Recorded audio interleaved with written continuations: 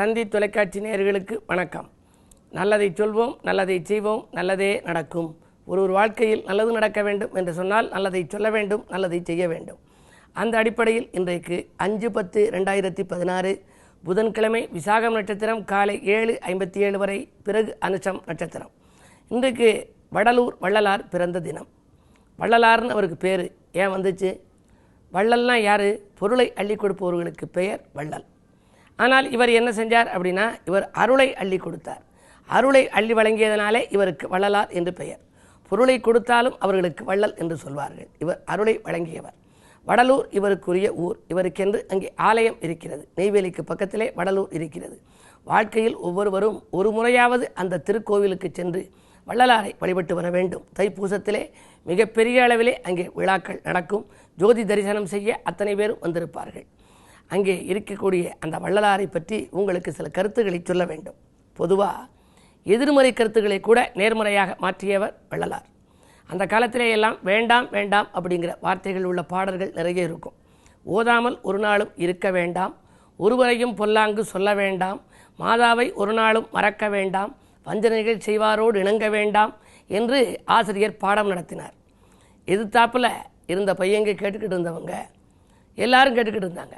ஒரு மாணவர் மட்டும் எழுந்திரிச்சு சொன்னார், வேண்டாம் வேண்டாம் அப்படின்னு சொல்லாதீங்க சாமி, வேண்டும் வேண்டும்னு சொல்லுங்கன்னார். வாத்தியாருக்கு கோபம் வந்துருச்சு. அதிக பிரசங்கித்தனமாக பேசுகிறீங்க, தெரிஞ்சா நீ பாடு அப்படின்னு சொன்னார். சொன்ன உடனே அந்த மாணவர் பாடினார்.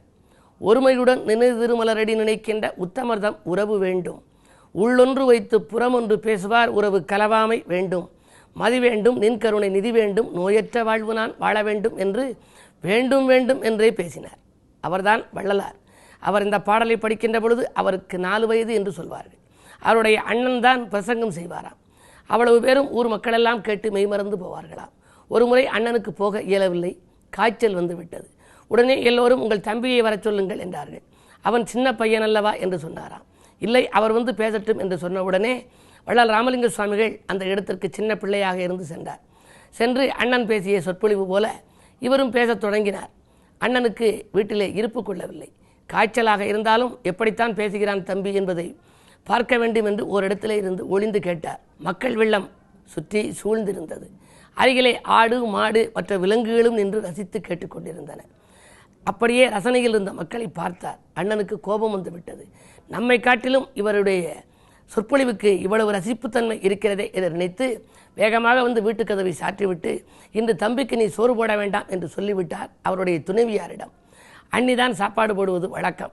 சாப்பாடு போட இயலவில்லை. வள்ளலார் அங்கிருந்து வந்தார். சொற்பொழிவு முடித்து வந்தவுடனே கதவு சாத்தி இருந்தது.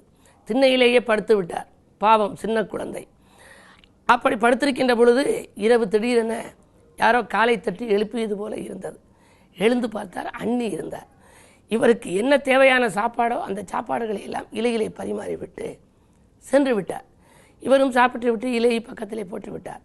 காலையிலே எழுந்து வந்து அந்த வள்ளலாருடைய அண்ணன் கேட்டாராம் தன்னுடைய மனைவியிடம், நேற்று தம்பி வெளியிலேயே படுத்திருப்பான், அவருக்கு சாப்பாடு கொடுக்க வேண்டாம் என்று சொல்லியிருந்தேன், எப்படி இருக்கிறார் என்று போய்ப்பார் என்று சொல்லியிருந்தாராம்.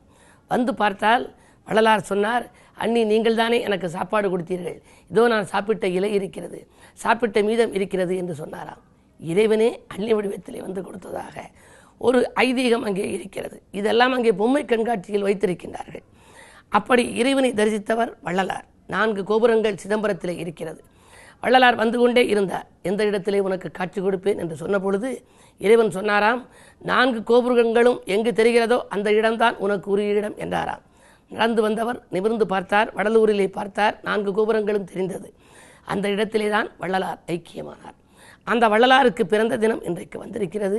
வள்ளலாரை நாம் கொண்டாட வேண்டும், நாமும் ஆன்மீக பற்று மிக்கவர்களாக வாழ வேண்டும் என்று தெரிவித்து இனி இன்றைய ராசி பலன்களை இப்பொழுது உங்களுக்கு வழங்கப் போகின்றேன். மேசராசி நேயர்களே, அரைகுறையாக நின்ற பணிகளெல்லாம் முடிவடைத்து காட்டும் நாள். இன்றைக்கு சந்திராஷ்டமமாக இருந்தாலும் கூட உங்களுக்கு சனி 8லேயும் இருக்கிறது. ராஜநாதன் செவ்வாய் 9ல் இருக்கிறார். எனவே ஓரளவாவது நல்ல பலன்கள் இன்றைக்கு நடைபெறும். ராஜநாதன் பலம் பெற்றிருக்கின்ற பொழுது காரியங்கள் கடைசி நேரத்திலாவது கைகூடிவிடும். ஆனால் வரவை காட்டிலும் செலவு கூடுதலாகத்தான் இருக்கும். மற்றவர்களை திருப்திப்படுத்த இயலாது. நட்பை பகையாக்கிக் கொள்ளாமல் பார்த்து கொள்ளுங்கள். ஆலய வழிபாட்டிலே ஆர்வம் காட்டுங்கள். இன்றைக்கு கிழமையின் அடிப்படையில் புதன் சதுர்த்தி விரதமும் இருக்கிறது என்பதனாலே இன்றைக்கு நீங்கள் ஆன்மீக பெருமானையும் வழிபாடு செய்யுங்கள். ரிஷபராசி நேயர்களே, உங்களுக்கெல்லாம் வளர்ச்சிக்கு நண்பர்கள் உறுதுணை புரிகின்ற நாள்.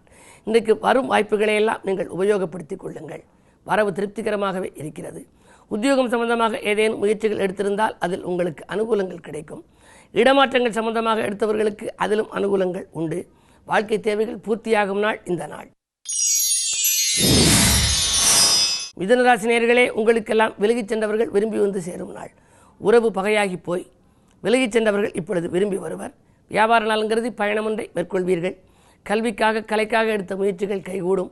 சொத்துக்கள் வாங்க விற்க எடுத்த முயற்சிகளும் அனுகூலம் கிடைக்கும் நாள். உத்தியோக மாற்றங்கள் உறுதியாகலாம். கடகராசி நேயர்களே, உங்களுக்கெல்லாம் இன்றைக்கு ஆனந்த வாழ்க்கைக்கு அடித்தளம் அமைத்துக் கொள்ளுகின்ற நாள். இன்றைக்கு அடுத்தவனல்கிறது எடுத்த முயற்சிகளிலும் உங்களுக்கு ஆதாயம் கிடைக்கும். எடுத்த காரியத்தை எளிதில் செய்து முடித்து வெற்றி காண்பீர்கள். நல்ல வாய்ப்புகள் இல்லம் தேடி வரும். திருமண வரன்கள் இதுவரை வந்து விலகிச் சென்றவைகள் இப்பொழுது முடிவுக்கு வரலாம். இடமாற்றம் வீடு மாற்றங்கள் ஒரு சிலருக்கு உண்டு. சிம்மராசி நேயர்களே, உங்களுக்கெல்லாம் விடிகாலையிலேயே விரயங்கள் ஏற்படும் நாள். வீடு கட்டு முயற்சியிலே வெற்றி கிடைக்கும். நாடு மாற்றங்களை எதிர்பார்த்து காத்திருப்பவர்களுக்கு அதுவும் வந்து சேரும். பதவி உயர்வு உத்தியோக உயர்வு போன்றவைகளை எதிர்பார்த்தபடி அவர்களுக்கு கிடைக்கும் அமைப்பு இன்றைக்கு இருக்கிறது. விஐபிக்கள் ஒத்துழைப்போடு விரும்பிய காரியத்தை விரும்பியபடியே இன்றைக்கு செய்து முடிப்பீர்கள். கன்னிராசி நேயர்களே, ராஜநாதன் பலம் பெற்றிருக்கும் இன்று வசதிகள் பெருகும் நாள். மகிழ்ச்சி அதிகரிக்கும். மனவாழ்வில் இருந்த தளர்ச்சிகள் அகலும். உதிரி வருமானங்கள் பெருகும். உறவினர்களின் ஆதரவும் உண்டு. இன்றைக்கு உங்களுக்கு ஒரு இனிய நாள். துலாம் ராசி நேயர்களே, கூட்டாளிகளால் ஏற்பட்ட குழப்பங்கள் அகலும் நாள். குடியிருக்கும் வீட்டால் ஏற்பட்ட பிரச்சனைகளும் மாறும். பெண்களால் பெருமை சேரும். புதிய ஒப்பந்தங்கள் வந்து சேரும். முயற்சிகள் வெற்றி கிடைத்து முன்னேற்றம் காணுகின்ற நாள் இந்த நாள். விருச்சிக ராசி நேயர்களே, உங்களுக்கெல்லாம் இன்றைக்கு வியக்கும் தகவல் வீடு வந்து சேரும் நாள். விடிகாலையிலேயே நல்ல தகவல் வந்து சேரப்போகின்றது. புதிய ஒப்பந்தங்கள் அடுக்கடுக்காக வந்து சேரும். 2 செவ்வாய் இருப்பதால் வரவு செலவுகளில் திருப்தி ஏற்படும். கல்விக்காக எடுத்த முயற்சிகளிலும் வெற்றி உண்டு. அந்நிய தேசத்திலிருந்து வருகிற அழைப்புகளை ஏற்றுக்கொள்வதா வேண்டாமா என்று சிந்திப்பீர்கள். கேதுபலம் 4 இருப்பதால் ஆன்மீக நாட்டம் அதிகரிக்கும். வள்ளலார் வழிபாடு உங்களுக்கு வளர்ச்சியை கூட்டும். ஆன்மீக ஈடுபாடு உங்களுக்கு ஆச்சரியமான வாழ்க்கையை அமைத்துக் கொடுக்கும். தனுசு ராசி நேயர்களே, உங்களுக்கு தனவரவு திருப்திகரமாக இருக்கும் நாள். தட்டுப்பாடுகள் அகலும். இனத்தார் பகை மாறும். செவ்வாய் பலம் உங்கள் ராசியில் இருப்பதால் உடன்பிறப்புகள் உங்கள் குணமறிந்து நடந்து கொள்வார்கள். வியாபார விரோதங்கள் விலகும். சுபச்செலவுகள் அதிகரிக்கும். இன்றைக்கு வீட்டிற்கு தேவையான விலையுயர்ந்த பொருட்களை வாங்குவதில் நாட்டம் செலுத்துவீர்கள். 9 ராகு இருப்பதால் பொன்பொருள்கள் வாங்கும் யோகமும் ஒரு சிலருக்கு உண்டு. மகர ராசி நேயர்களே, உங்களுக்கு மகிழ்ச்சி அதிகரிக்கும் நாள். விரோதங்கள் விலகும். விலகிச் சென்றவர்கள் விரும்பி வந்து சேர்வர். புதிய பங்குதாரர்கள் வந்திணைந்து பொருள் வளத்தை பெருக்கிக் கொடுப்பார்கள். அதிகாரிகளால் ஏற்பட்ட அல்லல்கள் அகலும். அரசியல்வாதிகளாலும் உங்களுக்கு நன்மைகள் கிடைக்கும் நாள் இந்த நாள். கும்பராசி நேயர்களே, பாதியில் இந்த பணி மீதியும் தொடரும் நாள். பக்குவமாக பேசி காரியங்களை சாதித்துக் கொள்வீர்கள். உறவினர்களின் ஒத்துழைப்பு உங்களுக்கு கூடுதலாகவே கிடைக்கலாம். குருவின் பார்வை 2ஆம் இடத்தில் பதிவதால் கொடுத்த வாக்கை காப்பாற்றுவீர்கள். திருமணத் தடை அகலும். தெய்வீக சிந்தனை மேலோங்கும் நாள் இந்த நாள். மீனராசி நேயர்களே, உங்களுக்கெல்லாம் வருங்கால நலன்கிறது எடுத்த முயற்சிகளில் வெற்றி கிடைக்கும் நாள். வாங்கல் கொடுக்கல்கள் ஒழுங்காகும். வளர்ச்சி கூடும். குடும்ப முன்னேற்றங்கிறது எடுத்த முயற்சிகளிலும் வெற்றி உண்டு. குடியிருக்கும் வீட்டை விலைக்கு வாங்க வேண்டும் என்று நினைத்தவர்கள் அது வாங்குவதற்கான அறிகுறிகள் தென்படும். புதிய ஒப்பந்தங்களில் கையெழுத்திட்டு மகிழப் போகின்றீர்கள். பயணத்தால் உங்களுக்கு பலன் கிடைக்கும் நாள் இந்த நாள். மேலும் விவரங்கள் அறிய தினத்தந்தி படியுங்கள்.